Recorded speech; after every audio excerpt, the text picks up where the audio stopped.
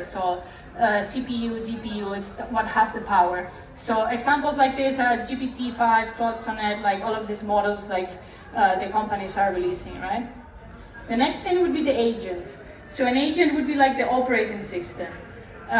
It's a model with tools, context, and a goal. So in this case, you can use Codex or Claude that I use for coding, or you can also create your own agents, right? And the last one would be the skills. So skills is a reusable workflow for a specific task. This would be like the apps you install on your computer. And things, for example, skills I build skills to analyze unfamiliar source code that I don't know, or to plan a feature in a way that makes more sense. So like I brainstorm with Claude, I tell him to be critical, to ask questions, and then to slice this feature in smaller tasks. So in summary, the model powers the agent and the agent uses the skill. Okay, so prompting, right? You need to get the requirements right before the model writes anything. This is very, very important.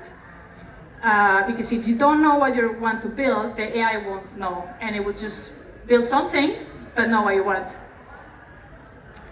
And I'm gonna explain a bit about the app so you understand where the issues I found were and what I'm building. So I'm building an app called Duck Dating Apps, which is a protest to the current Tinderization of dating. And it's basically an in-person dating app with curated matching and small groups. It's a useful place to learn, but yeah, also mistakes cost, because then there's real users, right?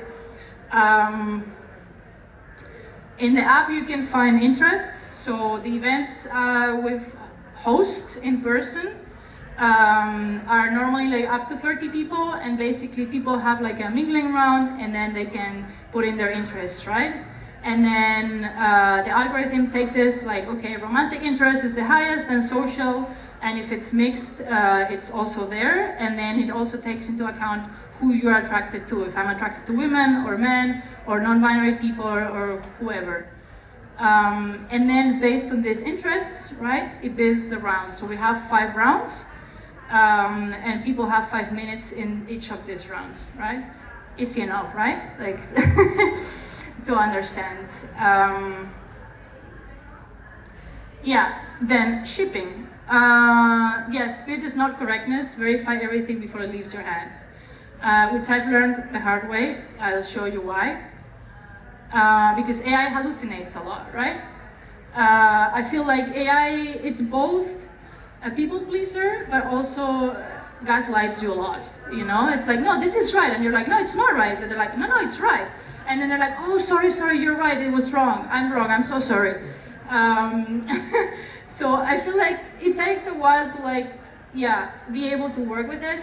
And yeah, one of the examples I wanted to show, because it's quite visual, of how AI hallucinates is this logo. So I had the logo in PNG format, and I wanted to transform it into SVG for the website, right? And I was like, okay, I prompted, I gave it the image, and I was like, okay, transform this icon into SVG, right? And this is what I got. Which, it was not an SVG format, but also, what is this? It's like a Picasso version of my logo, it's not what I wanted, and I was like, oh my god, I got so frustrated. And I tried a few times, this is not the only error I got, weird logo. But yeah, it's one that you can easily see, okay, it's wrong, right? This is not, but the AI is like, hey, this is correct, I transformed your logo into SVG. But visually you see it's not. So yeah, this one I catch, and many like this, right? But there's others that I didn't catch. And this is what happened at one of the events, right? So this one I catch, you look at the image, it's easy to see yeah, this is wrong. AI hallucinated again, right? And then I built this rounds algorithm, so people get matched, right? Based on their interest, their attraction, all of this. And I use the same AI Claude. I mostly code with Claude Code.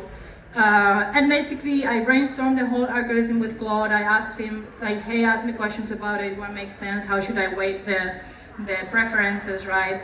And it looked good, and I was like, okay, I'll ship it, you know, why not? I did some tests, and it looked good to me.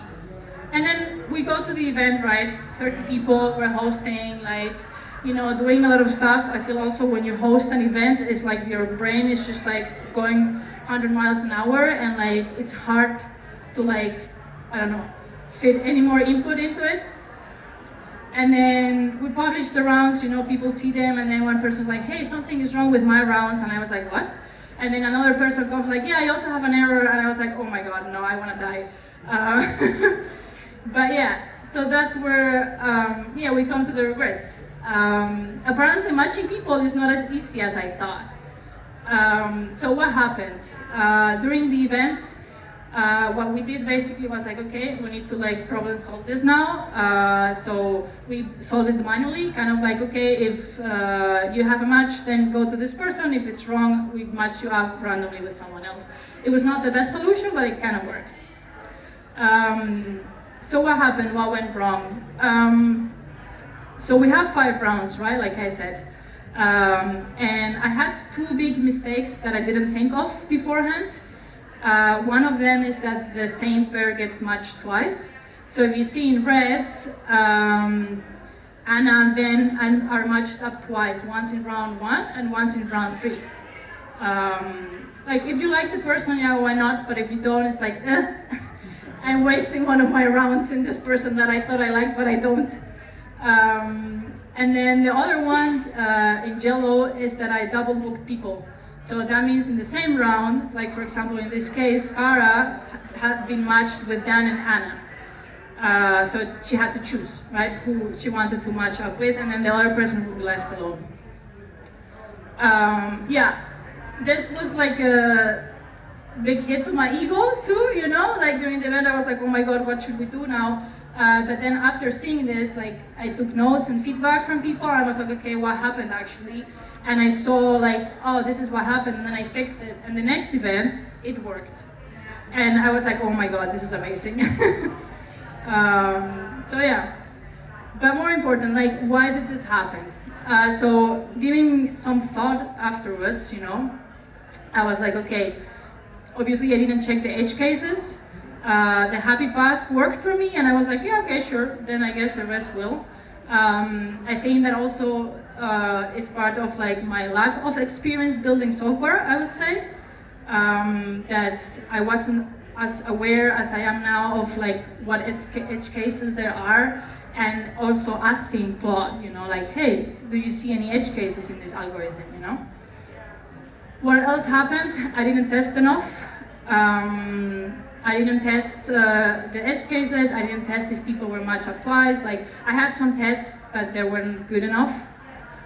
And then the real one is that I didn't understand the algorithm 100%. And I think this ties back to like, hey, if you don't know what you're prompting, if you don't know what you want to build, if you cannot explain it to a human, don't build it, because the AI is just gonna build whatever, you know, and give you like a Picasso version of your logo. And you're not gonna realize. You only realize after the fact. And I think this is still like a big learning for me. And I think that's where like a lot of the anxiety comes of like, okay, people just ship, build features, you know, and I feel like, yeah, you have to build stuff, but you have to spend much more time than you used to before in the planning phase. Like understanding that like every edge case, understanding how it works, being able to explain it, and being able to explain it to an AI, and getting a feedback like, okay, this makes sense, it works, you know? Okay. Then repeat. Habits that I have now, things that I learned from the mistakes I made. Yeah, so if you have to take a few things from this talk, I would say this slide, and then I'm gonna show you a bit of my code too, but I think these are the most important things. Yeah, you have to understand what you're building. If I can't explain it, I don't ship it. This is not 100% true, obviously. But I do try much more than before, because I see that like the short-term gain is not worth the long-term like lose, you know. So what I do now is that I plan first. So basically in Claude or like in any AI you can have a plan mode and talk to the AI and then have a plan, read through the plan, then I give it to another AI, the other AI reads the plan and gives me like, okay, maybe there's like a loophole here, like this is missing, and then when I feel like, okay, this makes sense, you know, then I implement the plan. But I feel like we've gone from like, okay, I'm coding stuff and see if it works, you know, to like, I need to really understand what I'm building, which I think from a developer's perspective is a bit different to like what we were taught, you know. I was taught to code, not to think how the product works. And I think this is mixing more and more now, which is quite interesting, to be honest. Yeah, testing, test, you have to test, and if you're not testing, you should test.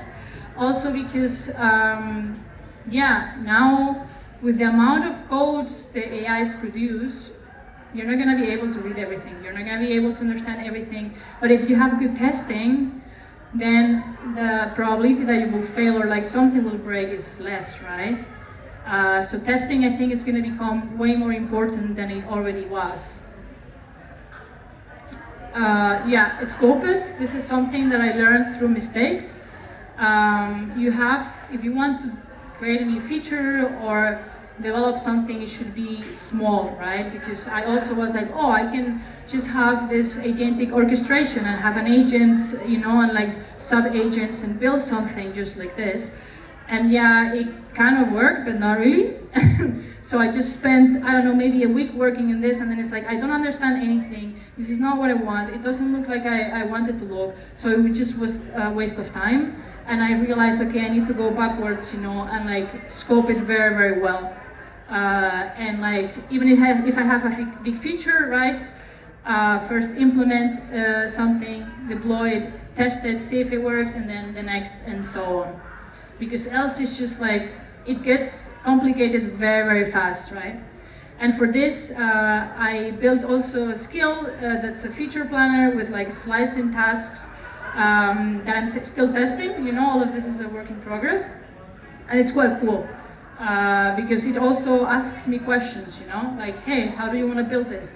And I've been very clear to Claude or like to Codex, do not build something if you don't understand. Like, ask me questions. Just don't invent stuff, you know?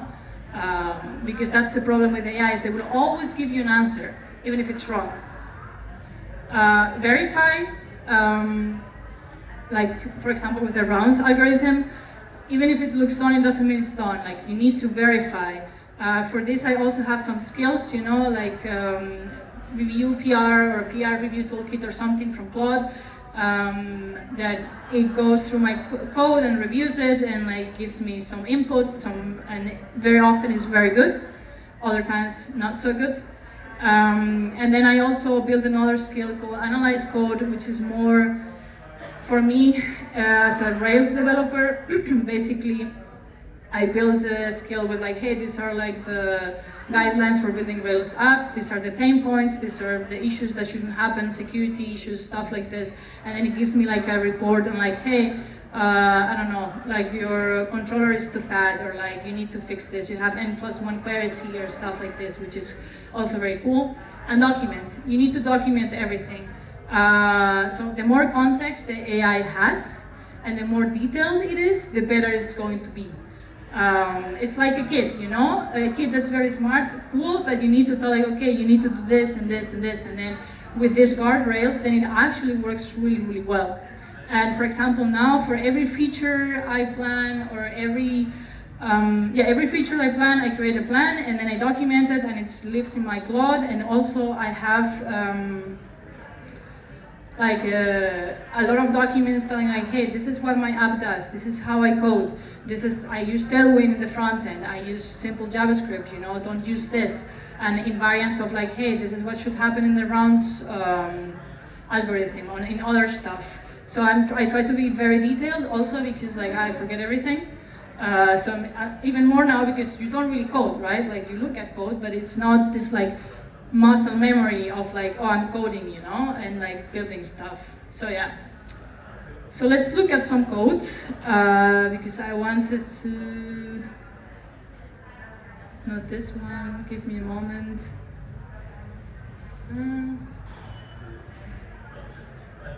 I wanted to show you my setup a bit because as a developer, this is what I like the most. Can you see? No, you know? I'm gonna make it a bit bigger. Is that good enough? Yeah.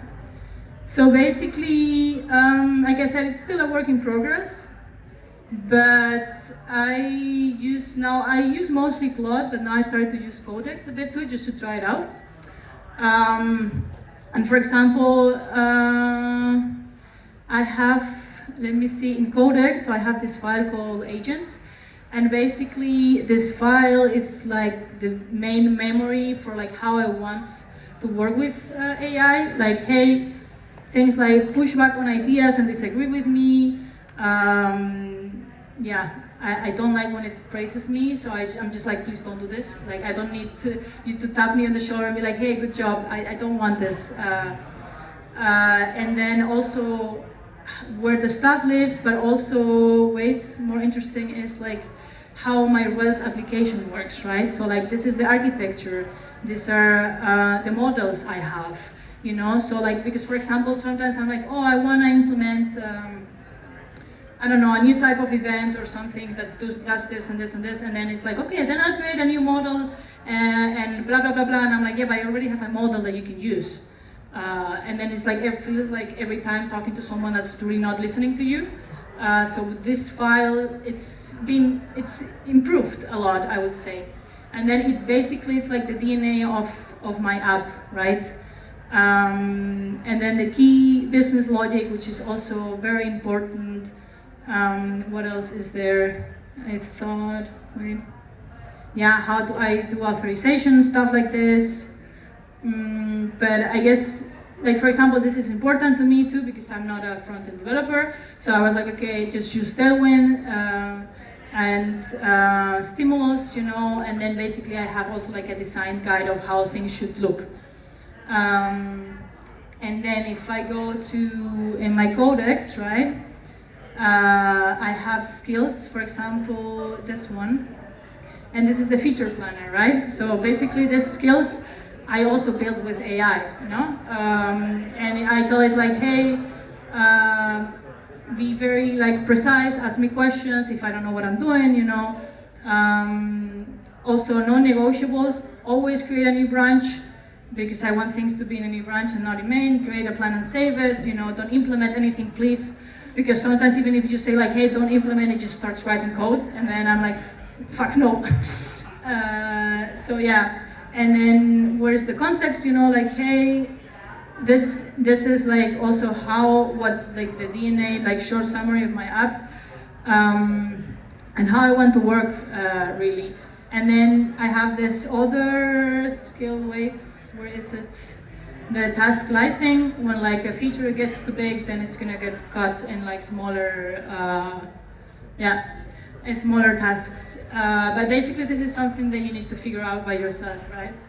And yeah, I think that's basically it because I don't have more time. And yeah, like I said, if you want to check the app, feel free to. Also the community for women non-binary Ruby, and also I'm open to work. Looking for a job. Like I love working in this app, but at this moment it doesn't bring enough money to live from it. And I'm happy to join a new team and work on stuff. I like building software. And also, if you have any questions, feel free. Yeah. Maybe we should shift the questions to you directly, because the time is kind of up, and we need to rush. But you're around, so whenever you have a question, whatever it is, you can come to Irache. Let's do like this. Give it up for Irache. Thanks. Thank you so much. And also, thank you to all of you for being here, for being such an amazing audience for Unicorns in Tech. I'm very, very happy and pleased to have been here.